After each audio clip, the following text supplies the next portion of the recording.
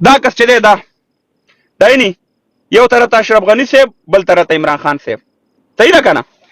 اشرف غني صاحب هم امریکای خوا کو او دغه مخوا کو دا عمران خان هم دته خوا کو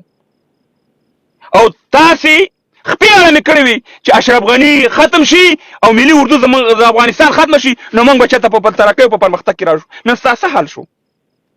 څه حال شو ستا چې شی تا ته پاتې شو که چېرته تاسې صحیح وې همدغه کرزی صاحب 20 ځلې پاکستان ته لاړو 20 ځل او پاکستان ته یې ظاهري مینت وکړو چې د خدای په لحاظ باندې راځئ چې د دې جنګي ماحول نه ووځو راځئ چې د یو د انسانیت په چوکاټ کې ژوند وکړو 20 ځله دغه درغه کردی ستاسو مګر ستاسو د آیسای د مرداره اداره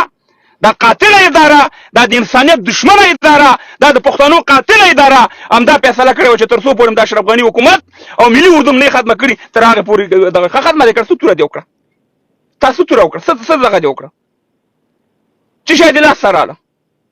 که نن چېرته موږ ګوره موږ داسې نه یو چې موږ طالب ته ورور وایو موږ وایو چې تا ته هر څوک درځي د افغانستانه ته ټوپک په لاس کې مه ورکوه خدای دې کړه چې زما وطن ته روسیه راځي امریکایان راځي هر شی چې راځي ستا دا حق نشته دی چې ته زما سړي ته ټوپک ورکړې هلته ټرېننګ کې هلته په مدرسو کې ټرېننګ ورکړې افغانستان ته او 15 کالونه پاکستان دا لوبه کوي نن د پاکستان څه حالت شو څه حالت شو په ستاسې د پاکستان او تاسې ته ما وویلې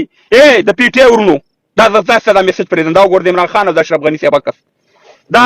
اشرف غني صاحب هم بیا نشي راتلی او نه عمران خان بیا راتلی شي تاسې ته ما ویډیوګانې ډکې کړې تاسو ما ویډیوګانې ډکې کړې پښتنو تاسو ته ویلې چې انقلاب انقلاب انقلاب ورځئ اسلام آباد ته مه ځئ په اسلام آباد کې ستاسې مشکل نه حل کېږي درنا او لانګ مارچ کې پرېږده دغه کومه انرژي چې دی دا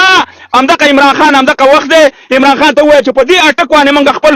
دغه جوړو سیمې خاردار جوړو پنجابی دلته نه پرېږدو دا زما وطن دی اسلام بارباد ستا نه دی اسلام بارباد چې دی دا د امریکې وطن دی دا د برطانیې وطن دی دا د پنجاب وطن دی پښتون ستا وطن نه دی همدغه د سره ټیم دی ما درته ډېرې ویډیوګانې ډکې کړې پي ټي آی والا ته چې ورځئ پې همداسې ورته ووایه چې یا موږ لوی افغانستان غواړو یا موږ ځان ته پښتونستان غواړو زما ویډیوګانې نه بل دغه وغه چې دا خو پاکستان دغه کوي پاکستان شته دی نه پاکستان شته دی نه ما ته معلومات دی ما تاسو ته دا ټول په دې ویډیوګانې کې ویلې چې دا زور چې د پي ټي آی دی د عمران خان دی دا د پښتنو په سر دی قسم په خدای چې 15% پنجابی تاسو سره نه ودرېږي همدغه ټیم دی د ازادۍ اعلان دی وکړه د خپلواکۍ اعلان دی وکړه